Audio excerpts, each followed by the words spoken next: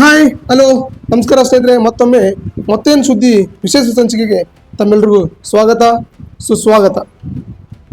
ಸ್ನೇಹಿತರೆ, 1857ರ ಸ್ವಾತಂತ್ರ್ಯ ಸಂಗ್ರಾಮದ ಇಡೀ ದಕ್ಷಿಣ ಭಾರತದ ನೇತೃತ್ವವನ್ನು ವಹಿಸಿಕೊಂಡಿದ್ದ ಸುರಪುರದ ಮಹಾಸೇನಾನಿ ರಾಜ ವೆಂಕಟಪ್ಪ ನಾಯಕನ ಬಗ್ಗೆ ನೀವೆಲ್ಲರೂ ಕೇಳೇ ಇರ್ತೀರಾ ಅಥವಾ ಕೊನೆ ಪಕ್ಷ ಎಲ್ಲಾದರೂ ಓದಿಯೇ ಇರ್ತೀರಾ. ಗೆಳೆಯರೆ, ಸುರಪುರ ಅಂದ್ರೆ ಶೂರರ ಪುರ. ಇಲ್ಲಿನ ರಾಜರುಗಳು ಮೊಘಲರಿಂದ ಹಿಡಿದು ಪಾಪಿ ಬ್ರಿಟಿಷರವರೆಗೂ ಶತ್ರುಗಳಿಗೆ ಎದೆ ಕೊಟ್ಟು ಹೋರಾಡಿದ ಮಹಾಧೀರರೆಂದು ಇತಿಹಾಸ ಹೇಳುತ್ತದೆ. ಅದಲ್ಲದೆ ಇಲ್ಲಿ ಕಲೆ, ಸಾಹಿತ್ಯ ಮತ್ತು ಭಕ್ತಿ ಭಾವಗಳಿಗೆ ವಿಶೇಷವಾದಂಥ ಮುಕ್ತ ಅವಕಾಶವನ್ನ ಕೊಡಲಾಗಿತ್ತು.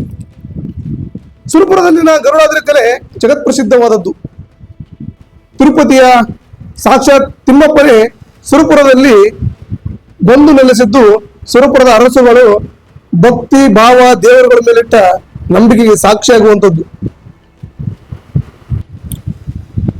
ವೀಕ್ಷಕರೇ, ನೀವು ನೋಡ್ತಿರುವ ಈ ದೇವಸ್ಥಾನ ಸುರಪುರದ ಆರಾಧ್ಯ ದೈವವಾಗಿರುವಂಥ ಶ್ರೀ ವೇಣುಗೋಪಾಲ ಸ್ವಾಮಿಯದ್ದು. ಈ ದೇವಸ್ಥಾನದ ಸ್ಥಳ ವಿಶೇಷವನ್ನ ಮತ್ತು ಇತಿಹಾಸವನ್ನು ತಿಳಿಯುವ ಮೊದಲು ಸಂಸ್ಥಾನದ ದೊರೆಗಳು ಸುರಪುರಕ್ಕೆ ಹೇಗೆ ಮತ್ತು ಏಕೆ ಬಂದರು, ಸುರಪುರ ಯಾವಾಗ ಹುಟ್ಟಿಕೊಳ್ತು, ಸುರಪುರದ ಮೂಲ ಪುರುಷರ ಕಥೆಯಂತಹದ್ದು, ಈ ಎಲ್ಲ ಕುತೂಹಲಕಾರಿಗಳನ್ನು ನಾವಿಂದು ಈ ವಿಡಿಯೋದಲ್ಲಿ ಚರ್ಚಿಸೋಣ.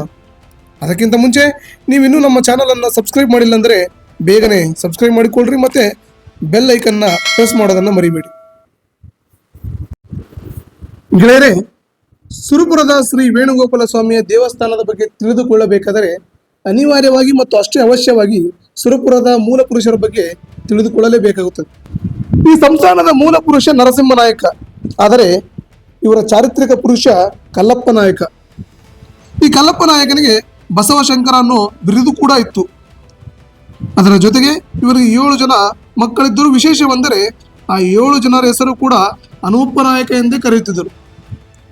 ಉದಾಹರಣೆಗೆ ಹಿರಿಯ ಹನುಮನಾಯಕ, ಇಮ್ಮಡಿ ಹನುಮನಾಯಕ, ಮುಮ್ಮಡಿ ಹನುಮನಾಯಕ, ಸೌಜಂಗ ಹನುಮನಾಯಕ, ಕರಿ ಹನುಮನಾಯಕ, ಬಿಲ್ಲ ಹನುಮನಾಯಕ ಮತ್ತು ಕೊನೆಯದಾದರೆ ಚಿನ್ನ ಹನುಮನಾಯಕ. ಈ ಚಿನ್ನ ಹನುಮನಾಯಕನೇ ಈಗಿನ ಕಕ್ಕೇರಿ ಪಟ್ಟಣದಲ್ಲಿ ಶ್ರೀ ಸೋಮನಾಥ ದೇವಸ್ಥಾನವನ್ನು ಕಟ್ಟಿಸಿದ್ದು. ಸ್ನೇಹಿತರೆ, ಈ ಹಿನ್ನೆಲೆಯನ್ನು ಗಮನಿಸಿದಾಗ ಕಲ್ಲಪ್ಪ ನಾಯಕನಿಗೆ ಬಸವಶಂಕರ ಅನ್ನೋ ಬಿರುದು ಇತ್ತು, ಹಾಗೂ ಚಿನ್ನ ಹನುಮನಾಯಕನೇ ಸ್ವತಃ ಕಕ್ಕೇರಿಯಲ್ಲಿರುವ ಸೋಮನಾಥನ ದೇವಸ್ಥಾನವನ್ನು ಕಟ್ಟಿಸಿದ್ದನ್ನು ಗಮನಿಸಿದಾಗ ಇವರು ವಾಗಣಗೇರಿಗೆ ಬಂದು ನೆಲೆಸುವವರೆಗೂ ಶೈವಾಚಾರಕ್ಕೆ ಒಳಪಟ್ಟಿದ್ದರೆನ್ನುವ ವಿಷಯ ತಿಳಿದು ಬರುತ್ತದೆ. ಸ್ನೇಹಿತರೆ, ಕಕ್ಕೇರಿ ಪಟ್ಟಣದಲ್ಲಿ ಶ್ರೀ ಸೋಮನಾಥ ದೇವಸ್ಥಾನವನ್ನು ಕಟ್ಟಿದಂಥ ಚಿನ್ನ ಹನುಮನಾಯಕನ ನಂತರದ 6 ತಲೆಮಾರುಗಳ ತರುವಾಯ ಬಲಿಸೋಮನಾಯಕನ ಮಗ ಹಿರಿಪಾಮನಾಯಕ ಕಕ್ಕೇರಿಯನ್ನು ವಶಪಡಿಸಿಕೊಂಡ. ಈ ಪಾಮನಾಯಕನ ಉದರದಿಂದ 2 ಮಕ್ಕಳು ಹುಟ್ಟಿದರು. ಅವರು ಜಕ್ಕಪ್ಪ ದೇಸಾಯಿ ಮತ್ತು ಹುಚ್ಚ ಸೋಮನಾಯಕ. ಈ ಹುಚ್ಚ ಸೋಮನಾಯಕನಿಗೆ ಮಕ್ಕಳಾಗಲಿಲ್ಲ. ಇತ್ತ ಜಕ್ಕಪ್ಪ ದೇಸಾಯಿಗೆ ಗಡ್ಡಿ ಲಿಂಗನಾಯಕ ಮತ್ತು ಗಡ್ಡಿಪಿಡ್ಡ ನಾಯಕ ಎಂಬ 2 ಮಕ್ಕಳು ಹುಟ್ಟಿದರು. ಈ ಗಡ್ಡಿಪಿಡ್ಡ ನಾಯಕ ತನ್ನ ಅಣ್ಣನಾದ ಗಡ್ಡಿ ಲಿಂಗನಾಯಕರಿಂದ ಬೇರೆಯಾಗಿ ವಾಗಣಗಿರಿಯಲ್ಲಿ ಸುರಪುರ ಸಂಸ್ಥಾನಕ್ಕೆ ಅಧಿಕೃತವಾದ ಅಡಿಗಲ್ಲನ್ನು ಹಾಕಿದ. ಅತ್ತ ಗಡ್ಡಿ ಲಿಂಗನಾಯಕನ ಮಗನಾದಂಥ ಜಡಿಸೋಮನಾಯಕ ಗುಡುಗುಂಟಿಯ ಸಂಸ್ಥಾನವನ್ನು ಸ್ಥಾಪಿಸುವಲ್ಲಿ ಯಶಸ್ವಿಯಾದ. ಸ್ನೇಹಿತರೆ, ಸುರಪುರ ಸಂಸ್ಥಾನದ ಪೂರ್ವಜರ ಹಿನ್ನೆಲೆಯನ್ನು ತಿಳಿಯುವುದರಿಂದ ನಮಗೆ ಅರ್ಥವಾಗೋದೇನೆಂದರೆ, ಈ ಮೊದಲು ಅವರು ಶೈವ ಪಂಥವನ್ನು ಅನುಸರಿಸಿದ್ದರು ಮತ್ತು ಯಾವಾಗ ಗಡ್ಡಿಪಿಡ್ಡ ನಾಯಕ ವಾಗಣಗೆರೆ ಕೋಟೆಗೆ ಬಂದು ತನ್ನ ಸಾಮ್ರಾಜ್ಯವನ್ನ ಬುನಾದಿಯನ್ನು ಹಾಕಿ ವೇಣುಗೋಪಾಲ ಸ್ವಾಮಿಯ ದೇವಸ್ಥಾನ ಮತ್ತು ಪೂಜೆ ಉತ್ಸವಾದಿಗಳನ್ನು ಮಾಡಲು ಶುರು ಮಾಡಿದನಲ್ಲ, ಆಗ ಇವರು ಶೈವ ಪಂಥವನ್ನು ಬಿಟ್ಟು ವೈಷ್ಣವ ಪಂಥವನ್ನು ಸ್ವೀಕರಿಸರೆಂದು ಸ್ಪಷ್ಟವಾಗಿ ಇತಿಹಾಸಕಾರರು ಹೇಳುತ್ತಾರೆ. ಆನಂತರದಲ್ಲೇ ವಾಗಣಗೆರೆ ಕೋಟೆಯಿಂದ ಶ್ರೀ ವೇಣುಗೋಪಾಲ ಸ್ವಾಮಿ ಸುರಪುರದಲ್ಲಿ ನೆಲೆಸುವಂತಾಯಿತು.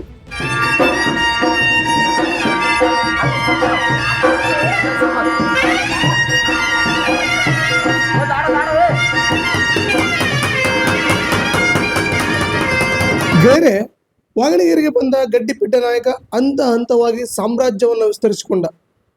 ವಾಗಣಗೆರೆಯಲ್ಲಿ ಸುಮಾರು 17 ಎಕರೆ 13 ಗುಂಟೆಯ ನೆಲಮಟ್ಟದಿಂದ ಸುಮಾರು 250 ಅಡಿ ಎತ್ತರವಿರುವ ಸುಭದ್ರ ಕೋಟೆಯನ್ನು ನಿರ್ಮಿಸಿಕೊಂಡ.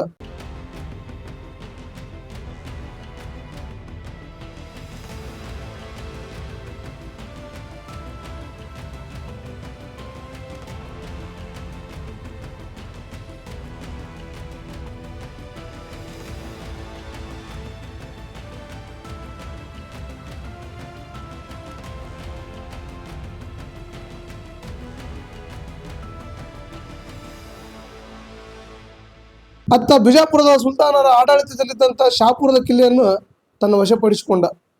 ಬಿಡ್ಡ ನಾಯಕನನ್ನು ದಂಡಿಸುವುದಕ್ಕಾಗಿ ಬಾದ್ಶಾ ಎಷ್ಟೇ ಪ್ರಯತ್ನ ಮಾಡಿದರೂ ಅದು ಸಾಧ್ಯವಾಗಲೇ ಇಲ್ಲ. ಬಾದ್ಶಾಹನ ಪಿತ್ತ ನೆತ್ತಿಗೇರಿತು.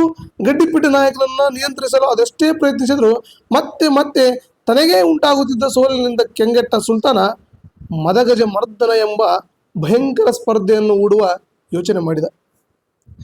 ಮದವೇರಿದ ಆನೆಯನ್ನ ಪಳಗಿಸಿ ತಾನು ಕೊಡುವ 9 ಲಕ್ಷದಷ್ಟು ಬಹುಮಾನವನ್ನ ಮತ್ತು ಗಜಗಂಡ ಎಂಬ ಬಿರುದನ್ನ ಸ್ವೀಕರಿಸಬೇಕೆಂದು ಸುತ್ತಮುತ್ತಲಿನ ರಾಜರಿಗೆಲ್ಲ ವಿಳಿಯ ಕೊಟ್ಟ. ಇಂತಹ ಎದೆನಡಗಿಸುವ ಸವಾಲನ್ನು ಗಡ್ಡಿಪಿಡ್ಡ ನಾಯಕನನ್ನು ಬಿಟ್ಟರೆ ಬೇರೆ ಯಾರೂ ಸ್ವೀಕರಿಸಲು ಸಾಧ್ಯವಿಲ್ಲ ಎಂದು ಮೊದಲೇ ಅರಿತಿದ್ದ ಸುಲ್ತಾನ ಆ ಮೂಲಕ ಮದ ತುಂಬಿದ ಆನೆಯಿಂದ ರಾಜನನ್ನು ತುಳಿಸಿ ಕೊಂದು ತನಗಿದ್ದ ಶತ್ರುವನ್ನು ಮುಗಿಸಬೇಕೆಂಬ ಸಂಚನ್ನು ಹೂಡಿದ್ದ. ಆದರೆ ಗಡ್ಡಿಪಿಡ್ಡ ನಾಯಕ ಅವನೆಲ್ಲ ಕನಸುಗಳಿಗೆ ಕೊಳ್ಳಿ ಇಟ್ಟು ಮದಗಜವನ್ನು ಮರ್ದಿಸಿ ಕೊನೆಗೆ ಸ್ವತಃ ಸುಲ್ತಾನನಿಂದಲೇ ಗಜಗಂಡ ಗಡ್ಡಿಪಿಡ್ಡ ನಾಯಕನೆಂಬ ಬಿರುದನ್ನು ಪಡೆದ. ಜೊತೆಗೆ 9 ಲಕ್ಷ ರೂಪಾಯಿದಷ್ಟು ಬಹುಮಾನವನ್ನೂ ಪಡೆದ.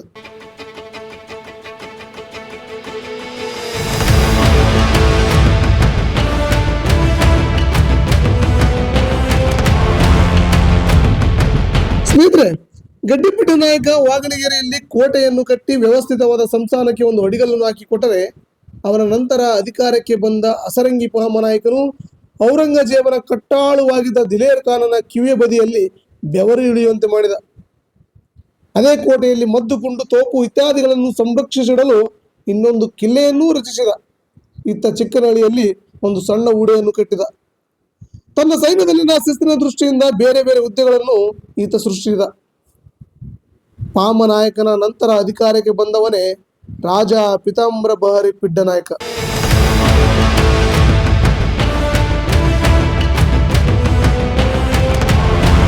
ಸ್ನೇಹಿತರೆ, ಸುರಪುರದ ಅರಸುಗಳ ಪಟ್ಟಿಯಲ್ಲಿ ಈ ಪಿತಾಂಬರ ಬಹರಿ ಪಿಡ್ಡ ನಾಯಕರಿಗೆ ಬಹಳ ವಿಶೇಷ ಸ್ಥಾನವಿದೆ. ಈತ ಯುದ್ಧಕ್ಕೆ ನಿಂತರೆ ಚಲದಂಕ ಮಲ್ಲನೇ ಸರಿ. ಯುದ್ಧದಲ್ಲಿ ಸೈನಿಕ ಸಾಯಬೇಕು, ಆದರೆ ಸತ್ತ ಆ ಸೈನಿಕನ ಹೆಣ ಮಾತ್ರ ಎದುರಾಳಿಯ ಶತ್ರುವಿನದ್ದಾಗಿರಬೇಕು. ಈ ಮಾತನ್ನ ಅಕ್ಷರಸ ನಿಜ ಮಾಡಿದವನು ಈ ಪಿತಾಂಬರ ಬಹರಿ ಪಿಡ್ಡ ನಾಯಕ. ವಾಗಣಗೆರೆ ಕೋಟೆಗೆ ಹೊಂದಿಕೊಂಡಂತೆ ಒಂದು ಮಡ್ಡಿ ಇದೆ. ಈಗಲೂ ಜನರು ಅದನ್ನು ಲಾಲ್ ಟೆಕಡಿ ಎಂದು ಕರೆಯುತ್ತಾರೆ. ಲಾಲ್ ಟೆಕಡಿ ಅಂದರೆ ಅಚ್ಚ ಕನ್ನಡದಲ್ಲಿ ಕೆಂಪು ಮಡ್ಡಿ ಎಂದರ್ಥ. ಯುದ್ಧದಲ್ಲಿ ಔರಂಗಜೇಬನ ಸೈನಿಕರ ರಕ್ತವನ್ನ ಸುರಪುರದ ವೀರರು ನೀರಿನಂತೆ ಆ ಮಡ್ಡಿಯ ಮೇಲೆ ಹರಿಸಿದ್ದರ ಗುರುತಾಗಿ ಈಗಲೂ ಅದನ್ನ ಲಾಲ್ ಟೆಕಡಿ ಅಥವಾ ಕೆಂಪು ಮಡ್ಡಿ ಎಂದು ಕರೆಯುತ್ತಾರೆ. ರಾಜ ಪಿತಾಂಬರ ಬಹರಿ ಪಿಡ್ಡ ನಾಯಕರು ನಿರ್ಭಯವಾಗಿ ಔರಂಗಜೇಬನ ಸೈನ್ಯವನ್ನ ನಿರಂತರವಾಗಿ 3 ತಿಂಗಳುಗಳ ಕಾಲ ಹಣ್ಣುಗಾಯಿ ನೀರುಗಾಯಿ ಮಾಡಿದರು. ಕೊನೆಗೂ ಯುದ್ಧದಲ್ಲಿ ತಾವು ಹಿನ್ನಡೆ ಅನುಭವಿಸಿದಾಗ ಹೋರಾಟವನ್ನು ಬಿಟ್ಟು ಕೊಡಲೊಲ್ಲದ ನಾಯಕ ಯುದ್ಧ ತಂತ್ರವನ್ನು ಉಪಯೋಗಿಸಿ ತಮ್ಮಲ್ಲಿ ಉಳಿದಿದ್ದ ಎಲ್ಲಾ ಮದ್ದುಗುಂಡುಗಳನ್ನು ಕೋಟೆಯಲ್ಲೇ ಮುಚ್ಚಿಟ್ಟು ರಹಸ್ಯ ಮಾರ್ಗವಾಗಿ ಈಗಿನ ಗುಡುಗುಂಟಿಯತ್ತ ಪ್ರಯಾಣ ಬೆಳೆಸಿದರು. ರಾಜನ ಊಹಿಯಂತೆ ಕೋಟೆಗೆ ನುಗ್ಗಿದ ಮೊಘಲ್ ಸೈತಾನಗಳು ಇಡೀ ಕೋಟೆಗೆ ಬೆಂಕಿ ಇತ್ತರು. ಆ ಬೆಂಕಿಯ ಕಿಡಿಯು ಮುಚ್ಚಿಟ್ಟಿದ್ದ ಮದ್ದು ಗುಂಡುಗಳಿಗೆ ತಗುಲಿ ಆಕಾಶಕ್ಕೆ ಜಿಗಿಯುವಷ್ಟು ಬೆಂಕಿಯು ವಿಸ್ಫೋಟಗೊಂಡಿತು. ಕ್ಷಣಾರ್ಧದಲ್ಲೇ ಸಾವಿರಾರು ಮೊಘಲ್ ಸೈನಿಕರು ಹೆಣಗಳಾಗಿ ಅಂಗಾತ ಬಿದ್ದವು. ಯುದ್ಧದಲ್ಲಿ ಇನ್ನೇನು ಶರಣಾಗುವ ಸಮಯ ಬಂದಾಗಿಯೂ ಸಹ ವೈರಿಗಳ ಎದೆ ನಡುಗಿಸಿದ ನಾಯಕರ ಈ ತಂತ್ರಗಾರಿಕೆಗೆ ಇಡೀ ಮೊಘಲ್ ಸೈನ್ಯವೇ ಬೆಕ್ಕಸ ಬೆರಗಾಗಿತ್ತು.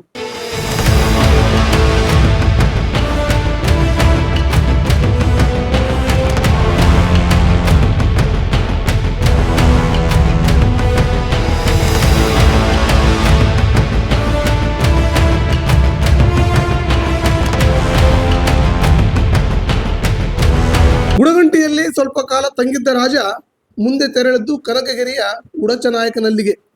1 ವರ್ಷ ಕಾಲ ಅಲ್ಲೇ ಇದ್ದು ಪುನಃ ವಾಗಣಗೆರೆಯ ಮೇಲೆ ದಾಳಿ ಮಾಡಿ ಅಲ್ಲಿದ್ದ ಮೊಘಲ್ ಫೌಜುದಾರನಿಂದ ವಾಗಣಗೆರೆಯನ್ನು ಗೆದ್ದುಕೊಂಡ.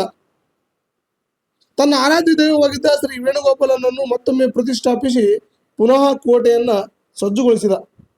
ಇಷ್ಟೆಲ್ಲ ಮಾಡಿದಾಗಿಯೂ ಪಿತಾಂಬರ ಬಹರಿ ಪಿಡ್ಡ ನಾಯಕರಿಗೆ ಒಂದೊಮ್ಮೆ ಸಂಸಾರದ ಮೇಲೆ ಜಿಗುಪ್ಸೆ ಉಂಟಾಗಿ ತಮ್ಮ ಗುರುಗಳಾದ ಗೋಣಪ್ಪಯ್ಯನವರಲ್ಲಿ ಸಂಸಾರದಿಂದ ಮುಕ್ತಿಗಾಗಿ ಹರಕೆಯನ್ನಿತ್ತರು. ಇದೇ ಘಟನೆಗೆ ಈಗಿನ ಸುರಪುರ ಮತ್ತು ಸುರಪುರದಲ್ಲಿನ ವೇಣುಗೋಪಾಲ ಸ್ವಾಮಿ ದೇವಸ್ಥಾನದ ಸ್ಥಾಪನೆಗೆ ಕಾರಣವಾಯಿತು.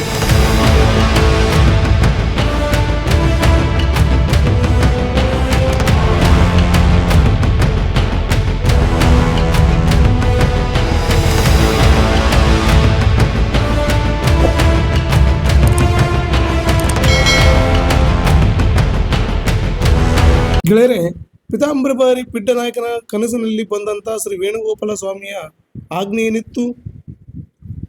ಸುರಪುರದ ಆಡಳಿತ ವ್ಯವಸ್ಥೆಗಾಗಿ ರಾಜ ತಾನು ಮಾಡಿಕೊಂಡ ತಯಾರಿ ಹೇಗಿತ್ತು? ಸ್ವಾಮಿಯ ಉತ್ಸವಗಳ ವಿಶೇಷತೆಯನ್ನು? ಈ ಎಲ್ಲ ಅನೇಕ ಕುತೂಹಲಕಾರಿ ವಿಷಯಗಳ ಕುರಿತು ಮುಂದಿನ ವಿಡಿಯೋದಲ್ಲಿ ಸಮಗ್ರವಾಗಿ ಚರ್ಚಿಸೋಣ. ಅಲ್ಲಿವರೆಗೂ ತಮ್ಮೆಲ್ಲರಿಗೂ ನಮಸ್ಕಾರ. ಬಾಯ್ ಬಾಯ್.